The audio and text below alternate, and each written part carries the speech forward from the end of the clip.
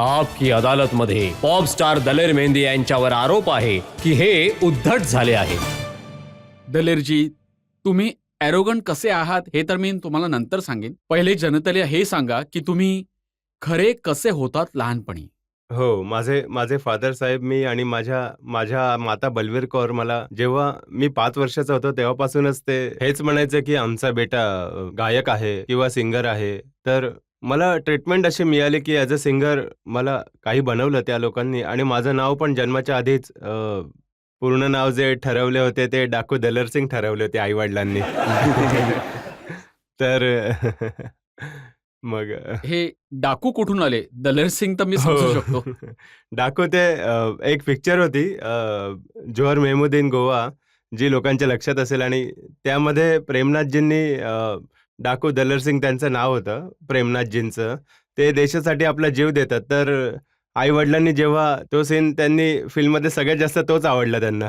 तेव्हा ते म्हणाले, की जर आपल्याला एखादा पुत्र झाला तर त्याचं नाव आपण डाकू दलेर सिंगच ठेवूया. तर या डाकूने कुठे दरोडा टाकला? हां. दरोडा टाकला पूर्ण जगामध्ये जितके पण आमचे फॅन्स आहेत, ज्यांच्यामुळे दलेर मेहंदीचं नाव चालतंय, त्यांच्या मनावर आपल्या म्युझिकमुळे खूप खूप दरोडे टाकलेत मी. ही गोष्ट खरी आहे का की घरचे तुम्हाला अमेरिकाला घेऊन गेले होते? हो, माझे मोठे भाऊ जे अमरजीत आहेत, शमशेरजी आहेत, हरजितजी आहेत, हे मला बाहेर घेऊन गेले होते. 86 मध्ये घेऊन गेले होते मला आणि मी तिथे गेल्यावर पण जेव्हा मी काम करत होतो तिथे, तेव्हा कधी हॉट डॉग सेल करत होतो, कधी बर्गर सेल करत होतो, कधी कॉफीचा पूर्ण एक ट्रक घेऊन पूर्ण दिवस कॉफी विकत असायचो. त्यांनी तुम्हाला टॅक्सी चालवण्याचे काम दिले होते. हो, टॅक्सी पण चालवली आहे मी. खूप दिवस बार्कले सिटीमध्ये आणि चांगले काम चालू होते माझ्यासाठी. परंतु ते सोडून तुम्ही इथे आलात ते हिंदुस्थानमध्ये. मला खूप खलायचं, की हे सगळं माझं काम नाहीये, की मी हॉट डॉग विकू किंवा हे करू. तर मी परत इंडियामध्ये येऊ इच्छित होतो. एक शो होता खूप चांगला धर्मेंद्रजींचा, सनी देओलचा एक शो होता. जी नाईट होती ती बघण्यासाठी खूप आम्ही लोकांनी धक्के खाल्ले तिकीट घेण्यासाठी. जेव्हा मी तो शो बघितला तेव्हा माझ्या मनात आलं, की हा जो समोर स्टेज आहे, ही माझी जागा आहे. माझी ही जागा नाहीये, की मी इथे बसून ऑडियन्समधून तिथे स्टेजकडे बघू. लोकांनी माझ्याकडे बघावे, स्टेजकडे. स्वप्न खूप बघायचं तुम्ही असं मला हो, वाटतं. स्वप्न जेव्हा मी एक बॉम्बे गुरुद्वारा आहे चुनाभट्टी येथे. मी तबला वाजवायचो तिथे. तर मला ₹150 अंदाजे महिना तिथे पगार मिळत होता. तर तिथे माझ्याहूनही खालची पोस्ट होती. त्याला सेवादार म्हणायचे. तो असायचा. तर मी त्याला म्हणायचो, की "एक दिवस येईल, जेव्हा तू मला भेटण्यासाठी तरसशील." तर तो बोलायचा, की "का रे? काय असं काय करणार आहेस तू?" मी म्हणायचो, की "ते मॅगझिनमध्ये तू बघशील, की हे दलेर मेहंदी सिंगरने हे गाणं गायलं. मग रेडिओवर ऐकशील तू हे गाणं, तर दलेर मेहंदीच्या आवाजात ऐकू." तर हे ऐकल्यानंतर तो मला सतत मारायला सुरू करायचा. "तुझे इतके मोठे-मोठे स्वप्न आहे, बकवास करतोयस, इथेच कुठेतरी मरून पडशील, गंजून पडशील." तर खरंच जेव्हा तारारारा आणि बल्ले बल्ले हिट झालं, तर 3 वर्षानंतर मी त्याला शोधलं आणि मी त्याला बोललो, की "तू मला ओळखतोस का?" तो बोलला, की "तुम्हाला कोण नाही ओळखत? तुम्ही दलेर मेहंदी आहात." हे गाणे मी बोललो, "नाही, काही नाही. अजून आठवा. 15 वर्ष मागे जा. कधी भेटले आहात का मला तुम्ही?" तर बोलतो, "नाही." मी म्हटलं, की "1 वर्ष राहिलोय मी तुमच्यासोबत."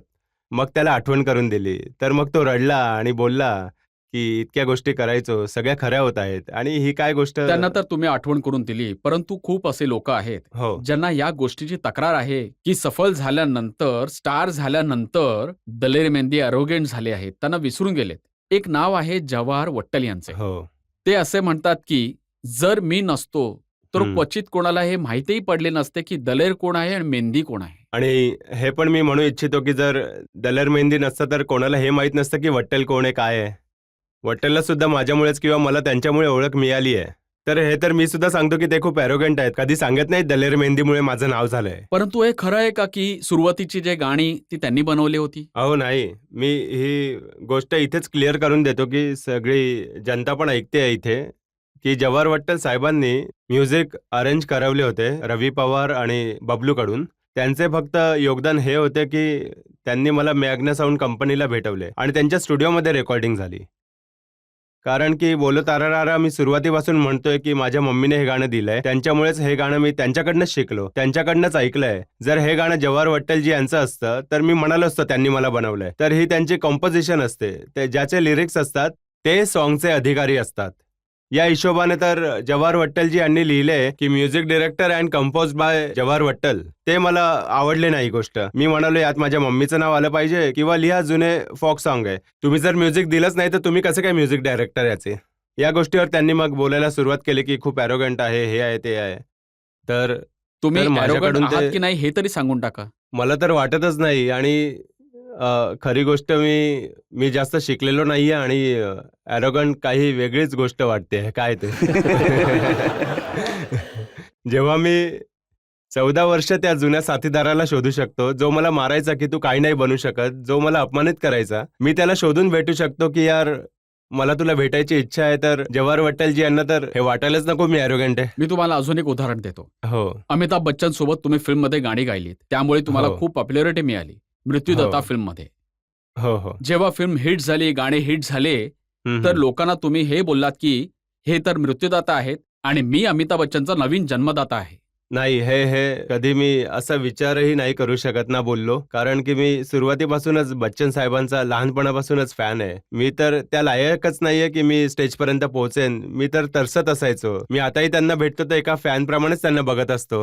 ही मीडियानेच मोठी गोष्ट उडवली आहे की तुमच्यामुळेच एंट्री झाली आहे, तुमच्यामुळे. तर मी म्हणायचो असं काही नाहीये. मला तर बच्चन साहेबांनी स्वतः बोलवून त्यांच्यासोबत संधी दिली आहे.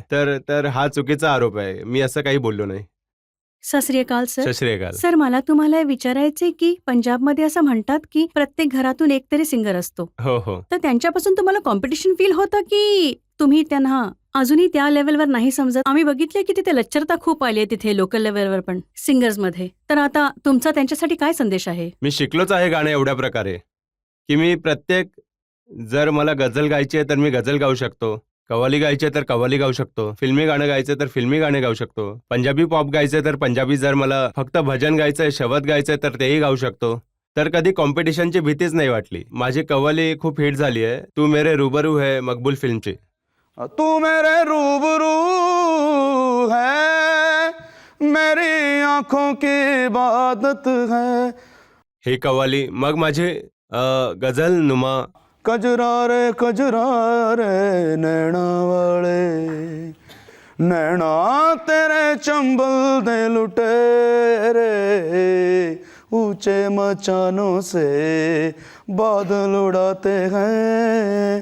ओ बोलो तारा रा कंजर कलोल कर दी, बोलो तारा रा हाय हाय ओ रब्बा, हाय ओ रब्बा, हाय ओ रब्बा, हाय ओ रब्बा, हाय ओ रब्बा, हाय ओ रब्बा.